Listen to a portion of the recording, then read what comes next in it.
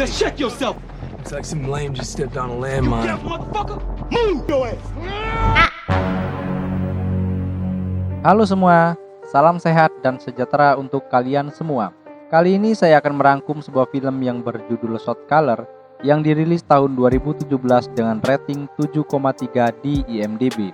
Film ini disutradarai oleh mamang saya, Rick Roman, dan dibintangi oleh beberapa aktor yang tidak terlalu terkenal. Tetapi alur cerita yang menarik di sini membuat saya tertarik untuk membahasnya. Jadi tanpa berlama-lama, langsung saja kita gaskan.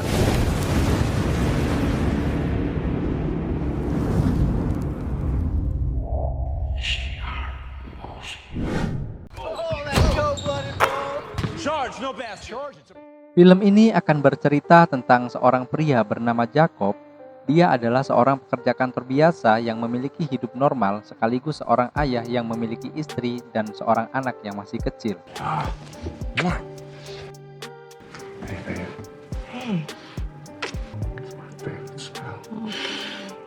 Suatu hari, saat dirinya pulang dari sebuah pesta bersama rekan dan istrinya, tak diduga terjadi kecelakaan yang mengakibatkan rekan dan istrinya tersebut meninggal dunia.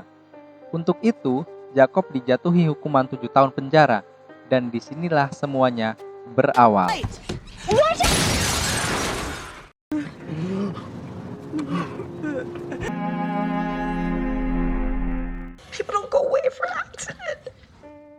Jacob yang baru pertama kali masuk penjara harus bisa menyesuaikan diri untuk bisa bertahan hidup di penjara tersebut. Terlihat ada seorang pria kulit hitam yang lugu dan terlihat lemah. Dan malam pertamanya di penjara, Jacob harus menyaksikan si pria kulit hitam tersebut mendapatkan pelecehan seksual oleh para tahanan lain.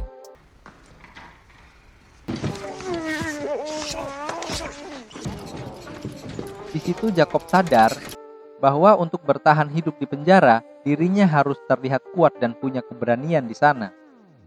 Untuk itu, Jacob pun melakukan perkelahian dengan salah satu anggota geng di sana, sehingga dirinya harus mendekam di ruang isolasi selama 30 hari.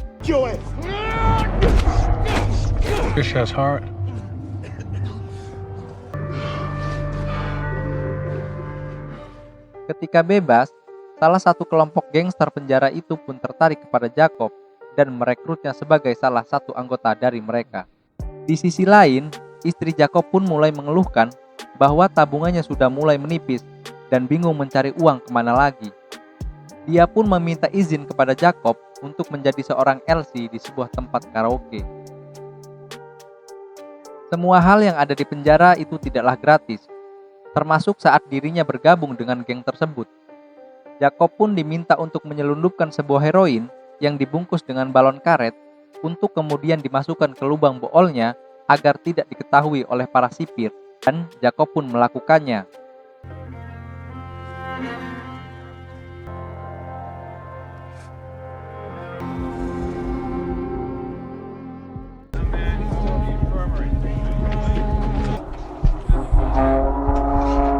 Let's go. Just keep good hygiene, sir. Keep putting in that work, money man. Tidak cukup sampai di situ, jika Jacob ingin benar-benar masuk lebih dalam ke kelompok gangster tersebut, Jacob harus membunuh seorang tahanan dari geng lain di sana. Di sini barulah Jacob harus berpikir berulang kali untuk melakukannya. Dan jika Jacob mundur saat ini, otomatis rasa aman yang didapatkan saat ini akan lenyap seketika. Untuk itu, Jacob pun memberanikan diri untuk melakukannya. Dan itu adalah pembunuhan pertama yang dilakukan Jacob selama hidupnya. Alright, they're popping.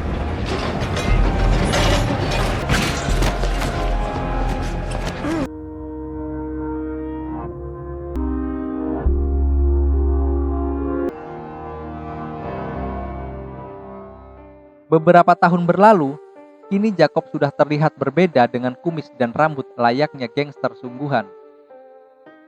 Pria ini bernama Shotgun. Pada adegan ini, Jacob diberitahu oleh Shotgun bahwa ada pria bernama Herman Golok yang merupakan salah satu orang paling berpengaruh di sini dan di luar gangster ini. One of our own. Suatu hari, terjadi sebuah kerusuhan antar geng di mana Jacob terpaksa ikut di situ. Dalam situasi tersebut, terlintas dalam pikiran Jacob untuk memanfaatkan situasi tersebut agar mendapatkan respek dari Herman Golok.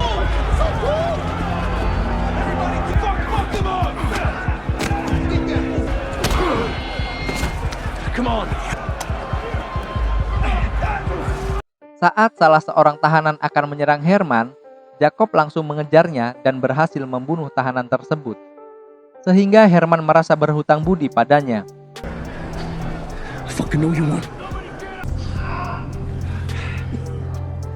Namun karena tindakannya tersebut, Jacob harus mendapatkan penambahan hukuman selama 6 tahun penjara. Hal tersebut membuat istrinya bersedih. Jacob pun meminta sang istri untuk melupakan dan meninggalkannya. It's over. Forget I exist. Jacob pun dipindahkan ke penjara lain, di mana penjara tersebut khusus mengurung para tahanan dengan tindakan kriminalitas berat. Saat sampai di selnya, Jacob langsung bertanya siapa orang paling berpengaruh di sini. Teman sekamarnya pun mengatakan bahwa Redwood lah orang yang cukup berpengaruh di sini. Keys here. Redwood from the brand.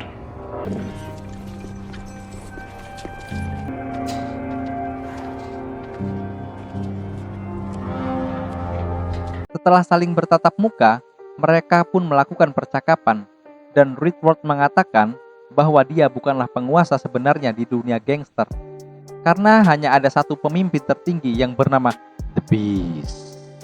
The Beast sendiri dikurung terpisah dengan yang lain karena tempat tersebut khusus untuk tahanan berbahaya. Untuk itu, Jacob pun melakukan perkelahian dengan salah satu tahanan berbahaya di sana.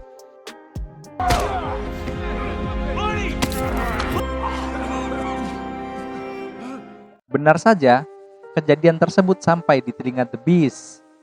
Jacob pun dibawa oleh salah satu sipir yang merupakan anak buah The Beast untuk bertemu langsung dengannya. Sedikit penjelasan tentang The Beast, dia merupakan pemimpin tertinggi dari sebuah gangster paling berbahaya di dunia. Walaupun dia berada di penjara, The Beast masih bisa mengendalikan keadaan di luar dan begitu pun di dalam penjara. Contohnya sipir yang bernama Robert ini. Dia menerima setoran setiap bulan dengan menjadi tangan kanan dari The Beast. Dan hal itu membuat The Beast merupakan salah satu orang paling berbahaya di sana. Dengan masuknya Jacob di lingkaran ini, membuatnya harus menuruti semua perintah dari The Beast. Dan Jacob pun menjadi tangan kanan The Beast sekarang. Know who I am? Yes. That we run the show. Who we choose to call our brother. Roberts will single cell you. Get you some privacy. Welcome to the family, brother. Beberapa tahun berlalu, Jacob pun mendapatkan pengurangan masa tahanan. Sehingga beberapa hari lagi dia akan bebas dari penjara. Itu membuat Jacob lega karena akhirnya dia bisa mengakhiri semua mimpi buruknya selama ini. Tapi ternyata tidak semudah itu, kawan. Karena The Beast memberikan tugas kepada Jacob untuk mengurus bisnisnya di luar sana. Jacob yang menolak pun dipaksa untuk mau karena The Beast mengancam keselamatan anak dan istrinya jika dia menolak. Untuk itu, Jacob mau tidak mau terpaksa harus menurutinya.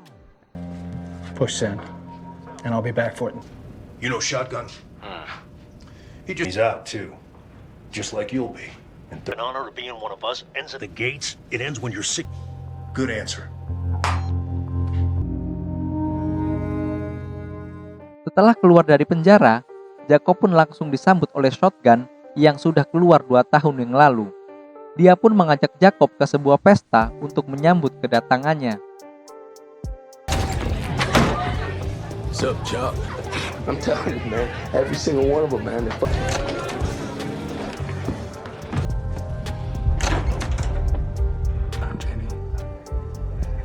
Tapi tiba-tiba terjadi penembakan di pesta tersebut yang sepertinya ditujukan kepada Jacob. Entah siapa yang menyuruhnya, tapi kita akan tahu nanti. Esoknya, Jacob langsung menemui Herman Golok yang merupakan pria yang pernah ditolong oleh Jacob waktu di penjara. Tujuan Jacob datang ke sini adalah untuk berbisnis senjata sesuai dengan perintah dari The Beast. Dengan semua tindakan Jacob waktu di penjara, membuatnya mendapatkan kepercayaan dari semua orang yang berpengaruh di lingkaran ini. Di sisi lain, Jacob pun diam-diam menemui istrinya tanpa ada orang yang tahu. Karena jika ada salah satu anggota gangster yang tahu, maka keluarganya tidak akan aman. Jacob pun memberikan uang kepada istrinya, namun dia menolaknya. Oke, sampai sini saya akan jelaskan situasinya. Jadi, setelah semua yang telah dilakukan Jacob, sebenarnya itu merupakan sebuah keinginan untuk bertahan hidup. Di mana jika dia tidak menjadi apa-apa di penjara, mungkin saja sekarang dia sudah mati. Namun masalahnya, sekarang adalah Jacob harus terlanjur terjebak di lingkaran tersebut tanpa bisa kembali lagi ke kehidupan aslinya. Esoknya, sang istri membawa anaknya Jacob untuk menemuinya. Anak Jacob yang sudah besar pun mengungkapkan kekecewaannya kepada Jacob karena tidak pernah memberi kabar selama ini. Yang padahal, Jacob melakukan itu hanya untuk melindungi mereka berdua. Your mom on your own trajectory now. I get why you pushed us away. Then stay away. Tak bisa tinggal diam, Jacob pun memutuskan untuk membuat sebuah rencana demi mengakhiri ini semua. Dimulai dengan membunuh Shotgun yang ternyata adalah orang di balik penembakan di pesta waktu itu. Karena ternyata Shotgun iri dengan Jacob yang mendapatkan kepercayaan dari The Beast. I'm just gonna try to kill you, motherfucker. Nah, you both did. Fucking do it.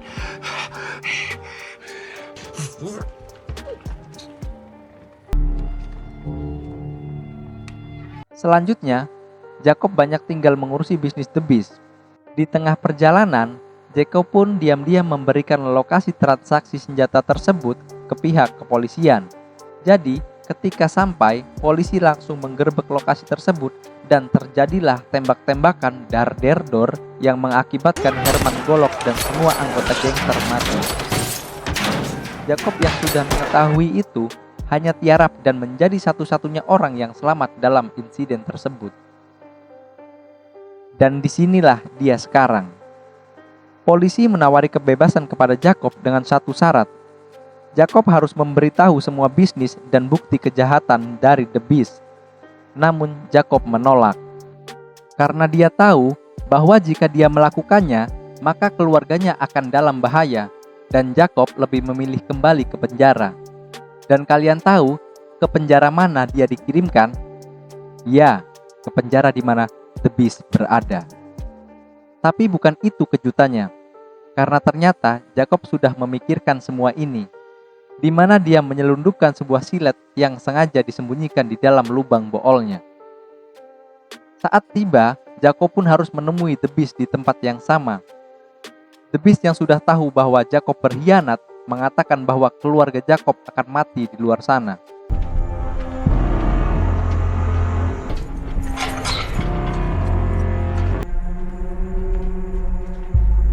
Hi.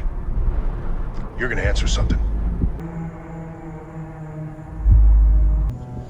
When your old lady and kid are lying in blood. Saat akan dibawa kembali ke sel, Jacob langsung mengeluarkan siletnya dan memaksa Robert untuk masuk ke dalam kurungan. Jacob pun mengambil kunci kurungan tersebut dan membuka kurungan The Beast. Dari situ terjadi pertarungan sengit di antara mereka berdua, yang kita semua pasti sudah tahu bahwa pertarungan itu dimenangkan oleh Jacob. The Beast pun tewas dengan leher digorok menggunakan silet yang dibawa oleh Jacob. Dan setelah The Beast tidak ada, Jacob pun menjadi satu-satunya orang yang berkuasa sekarang. Robert diminta untuk tutup mulut tentang masalah ini dengan imbalan bayaran 3 kali lipat yang pernah diberikan oleh The Beast. Dan Robert pun menurutinya. You're running the show. Setelah semua yang terjadi, akhirnya Jacob pun bisa tenang karena anak dan istrinya bisa tenang dan aman di luar sana. Dan Jacob sendiri harus menerima fakta bahwa dirinya akan mendekam di penjara selamanya. Tamat dan film pun selesai. Film ini mengajarkan kita untuk melakukan yang terbaik untuk orang-orang yang kita cintai. Terima kasih telah menonton. Sampai jumpa di video selanjutnya dan bye-bye.